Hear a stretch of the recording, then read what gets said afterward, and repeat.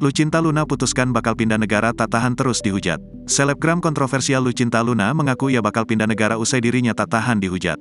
Lucinta Luna membeberkan niatnya untuk pindah ke negara kediaman calon suaminya. Hal tersebut lantaran Lucinta Luna tak tahan terus-menerus dihujat netizen. Melansir dari laman Instagram Lucinta Luna pada Rabu, tanggal 27 September tahun 2023, perempuan berusia 34 tahun tersebut memposting pemberitaan negatif soal dirinya.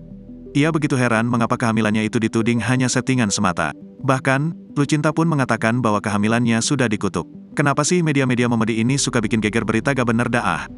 Dipikir gue Sunda bolong apa ya? Kok segitunya kehamilanku dikutuk pindah geser ke belakang? Tulis Lucinta Luna. Lucinta muak sehingga ia berencana untuk pindah negara saja. Papa Alan cepat pulang bawa pergi aku aja. Pindah ke negaramu bersama bayi-bayi kita, sambungnya. Alih-alih menceritakan kesedihannya, Lucinta malah kembali dihujat. Takut perutnya pindah ke kepala, gak kebayang deh, kata netizen. Yang kayak gini gak usah dikasih panggung lah, jelas netizen. Random banget, jelas lainnya.